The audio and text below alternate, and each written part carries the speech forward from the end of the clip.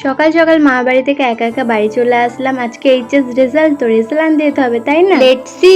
2026 এই প্রথমবার হয়তো আমি এত সকাল সকাল উঠে গেছি। উঠেই তো একবার রেডি হয়ে গেছি, কারণ আমার 6টার মধ্যে বাস আছে। সকালে লেট হয়ে যাবে, তাই রাত্রেবেলা ব্যাগটা গুছিয়ে রেখেছিলাম। সকালের ওয়েদারটা যে এত অসম হয় আমি তো জানতামই না। 10টার সময় উঠলে কি আর জানবো। ভাই তো জানেই না যে আমি সকালে উঠে বাড়ি চলে এসেছি। ও যখন দেখবে যে আমি নাই, তখন তো কেঁদে পুরো পাগল হয়ে যাবে। সকালে উঠে তো মন মেজাজও ভালো ছিল, তার সঙ্গে শরীরটা ফ্রেশ লাগছিল। এই বছর এই ফার্স্ট যে আমি এত সকালে উঠেও কোথায় যাচ্ছি। আর সকালের ওয়েদারটা তো জাস্ট আমার অসাম লাগছিল।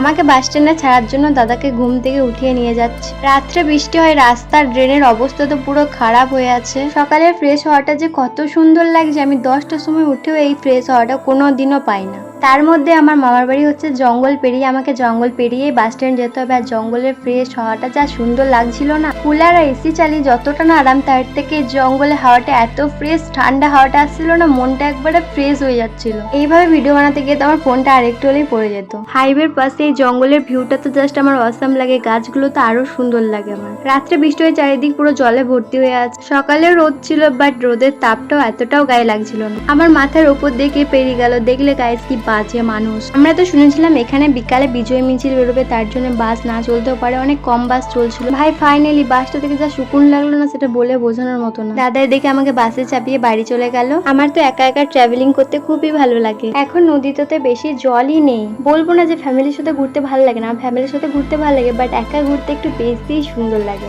ভাড়া দেওয়ায় আমাকে এটা রিটার্ন করেছে। বাসের মধ্যে মাছের একটা ব্যাড স্মেল আসছিল, খুব ইরিটেট লাগছিল। ব্যাগের ঝামেলা রাখি না, তাই উপরে তুলে রেখেছি। এখান থেকে যখন আইকুসিতে এই ফ্ল্যাট গুলো দেখি, তখনই মনে হয় যে বাড়ি চলে এসেছি, একটা এক্সাইটেড ফিল হয়। এটা দেখলেই তো মনে হয় আর একটু বেশিক্ষণ লাগবেই না। ফাইনালি বাস থেকে নেমে গেলাম, এরপর আমি বাড়ি যাচ্ছি কতদিন পর। খুব এক্সাইটেড। খুব আমার শখের ভালোবাসার জায়গায় ড্রেসিং টেবিলটা। তারপর একটু ভাইয়ের জন্য মন খারাপ হলে একটু কান্নাকাটি করে মনটাকে বোঝালাম। মায়ের তো সকাল সকাল অনেক কিছু রান্না হয়ে গেছে, এদিকে একটু খেয়ে নিলাম। কিছু টুকিটাকি কাজ ছিল, মা করতে বারণই করেছিল, বাট আমি করে রাখলাম। মা দোকান গেছিল কিছু জিনিস কিনে আমাকে ধরিয়ে দিল, আর ওদিক দিয়ে মা সবজি বাজার করতে যাওয়ার জন্য চলে গেল। এই ট্রানজাকশনটা তো হলো না। খিদে পেয়েছিল, তাই ব্রেকফাস্ট করে নিলাম। এদিকে মামিকে ফোন লাগিয়েছিলাম, ভাইয়ের খবর নিচ্ছিলাম। খুব মন খারাপ লাগছিল। এখনো পর্যন্ত এই খেলাটা কাদের ওখানে হয় তার একটা কমেন্ট করেছে। এমনিতে মা ওকে কাজ করতে দেয় না, আজ দিয়েছে তাও ভালো করে করছে না। আমার বোনে লুকিয়ে লুকিয়ে ভিডিও বানাইছে, আমি তো পোস্ট করে দেবো। এই ট্রানজাকশনটা তো সেরা। কতদিন পর আমার পছন্দের স্কুল ড্রেসটা পরতে আমার খুবই ভালো লাগছে। একটা পুরনো ইমোশন কাজ করছিল। আজকের মতো এতটাই। কালকে আসবে next video. Thanks for watching. By.